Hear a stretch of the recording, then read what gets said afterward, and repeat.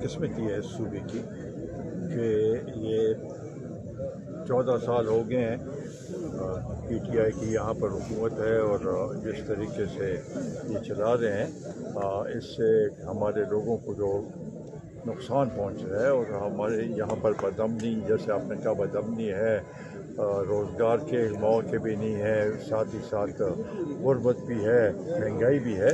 ये सब चीज़ें ऐसे हैं जिसके ऊपर काबू पाने के लिए ये चीफ़ एग्जीक्यूटिव सूबे का, चीफ मिनिस्टर का ये फ़र्ज़ है उसकी, और वो उसके ऊपर कोई अमल नहीं कर रहा। ये आपकी ये भी बात सही है कि वो तो या तो रिहाई के लिए बात करता है, या वहाँ पर जाके धरना देता है कि मुझे मेरी मुलाकात की जाए, या पंजाब के दौरे करता है। तो यहाँ के जो मसाइल हैं पहले इनको तो ठीक करें, और ख़ासकर दहशत गर्दी का मसला ऐसा है कि जो हम समझते हैं कि पूरे कौम उससे मुतासर हुई है। पिछले दिनों में इन्होंने APC बुलाई थी, जरगा बुलाया था, हम गए थे उसमें, मगर उसके बाद उसके ऊपर कोई अमल नहीं हुआ। तो सिर्फ शोशा के लिए जरगा बुलाना या ये करना कि जी भाई इससे ये तासुर देना कि ये सब उसमें आए हैं। हम तो इसलिए गए थे कि ये सूबे का मसला था, और सूबे के जो मसले होंगे उसके लिए हम जाएंगे। इन्होंने ना तो सूबाई हुकूक के लिए कुछ काम किया है, ना यहाँ पर अमन कायम करने के लिए कुछ किया है, और ना यहाँ के लोगों को कोई इंसाफ मिल रहा है। सर, वज़ीर-ए-आला हमारे वज़ीर इल्ज़ाम लगाए कि पंजाब में उनकी मुसलसल तौहीन हो रही है, और पंजाब में जो गुज़िश्ता रात जो हुनरबाजी हुए, तो हमारे वज़ीर पंजाब पर पैसा कि इधर से मैं तनहयाद लेकर जाऊँगा, मेरी मुसलसल तरजीह हो रही है। तो इस सवाल से आप क्या कहें? देखिए, ये जहाँ तक वहाँ पंजाब में जाने की बात है तो ठीक है, वो जिस मकसद के लिए गए थे वो तो मैंने इससे पहले बता दिया कि ज़्यादा तवज्जो इधर देनी चाहिए, लेकिन वहाँ पर उसके साथ ऐसे बर्ताव करना ये मेरा ख्याल है कि ये ठीक नहीं था। और पंजाब के चीफ मिनिस्टर को चाहिए था कि उनके साथ चीफ मिनिस्टर एक सूबे का जो भी है उस लिहाज से उसके साथ बर्ताव इस तरीके से या उनकी वज़रा के साथ नहीं करना चाहिए।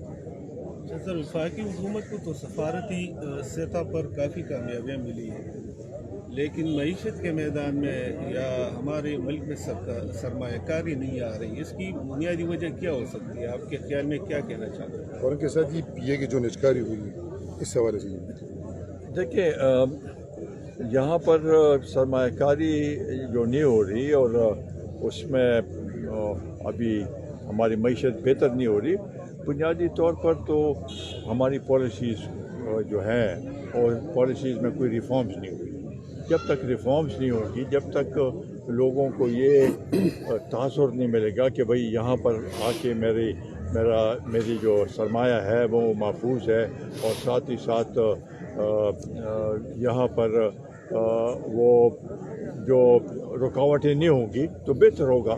जहाँ आपने कहा कि सफारतकारी बेहतर हुई है, इसमें कोई शक नहीं है, लेकिन साथ ही साथ ये मैंने कल इसके ऊपर वो भी दिया था, ट्वीट भी किया था, जो सिराज हक्कानी का जो बयान है हम उसको इस लिहाज से हुसैन कहते हैं कि उन्होंने कहा कि हम बातचीत के लिए तैयार हैं। उन्होंने ये कहा कि दुआ के जो मायदा है उसकी पासदारी करेंगे, हम अपने सरजमीन को नहीं इस्तेमाल करेंगे। ये तो अच्छी बात है, लेकिन इसके ऊपर अमल करना नहीं सर, ये दोहा मुआहिदा की बात है, वो तो इस पर अमल करेंगे, लेकिन मसला यही है कि वो तहरीरी तौर पर मुआहिदा नहीं करना चाहती। दूसरी बात ये है कि जो TTP के लोग हैं अफ़गानिस्तान में, फिर उसकी ज़मानत कौन देगा और उनका क्या होगा? वो पाकिस्तान में आबाद होंगे या अफ़गानिस्तान में? पाकिस्तान में तो ये नहीं आने देते, अफ़गानिस्तान में अगर आबाद होंगे तो फिर उसकी ज़मानत अफ़गान हुकूमत दे सकती है या देगी कि नहीं? पहली बात तो ये है कि ये जो अब वहाँ से क्रॉस बॉर्डर मूवमेंट हो रही है, इसका खतरा है, ये पहली बात है। اور اس کے لیے چونکہ یہ TTP کے جتنے بھی لوگ ہیں زیادہ حقانی گروپ کے جتنے بھی پروونسز تھے اس میں آباد تھے اور ان کے ساتھ ان کی ہمکاری تھی. تو جو سراج کا بیان ہے وہ اس لحاظ سے وہ ہے کہ ہم سمجھتے ہیں کہ وہ اگر ان پہ ذرا پریشر ڈالے تو یہ وہ کراس بارڈر موومنٹ ختم ہو سکتی ہے. اس کے بعد پھر کوئی آگے بڑھ سکیں گے. اس سے پہلے تو جو صورتحال ابھی بنی ہوئی ہے اور خاص کر